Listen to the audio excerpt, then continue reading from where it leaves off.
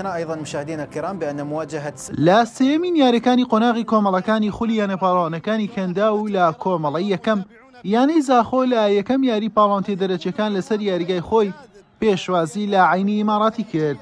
سەرجەم کورسیەکانی یاریگا پڕ بوون لە هەندەر، کوڕانی خابوور بە پەرۆش بوون بۆ ئەوەی با گۆڵێک بگەن و لە یاریەکە پێش بکەون.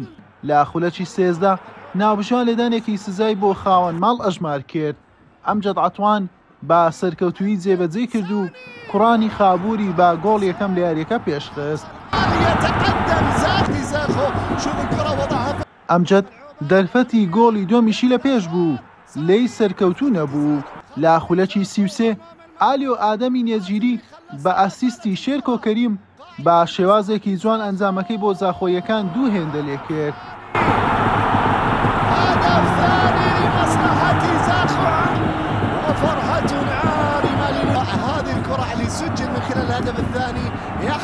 زاخۆ لە نیوەی یەکەم یاریەکی تاکلایانەی کرد، نیوە یەکەم هەر بەم ئەنجامە کۆتایی هات.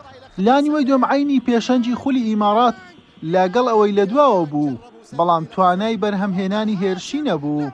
زاخۆش ناوە بەناوە مەترسی دەخستە سەر گۆڵی میوانەکەی تاوەکو ئەنجامەکە مسۆگەر بکات.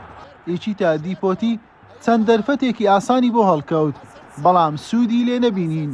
لە کۆتایی یاریەکە عین چەند دەرفەتێکی بۆ ڕەخسا تا بە گۆڵ بگات، وەرگێڕانی باشی بۆ نەکران تاوەکو ببن بە گۆڵ. یاری بە دوو گۆڵی پاک بە سوودی کوڕانی خابوور کۆتایی هات. لە یارێکی دیکەی هەمان کۆمەڵا سترەی بەحرێنی لەگەڵ قادسەی کوێتی بە بێگۆڵ یەکسان بوون. بەمەش زاخۆ پێشەنجی کۆمەڵەکەی لە عین وەرگرت و بووە خاوەنی 7 خاڵ. عینیش لە پلەی دووەم 6 خاڵی هەیە.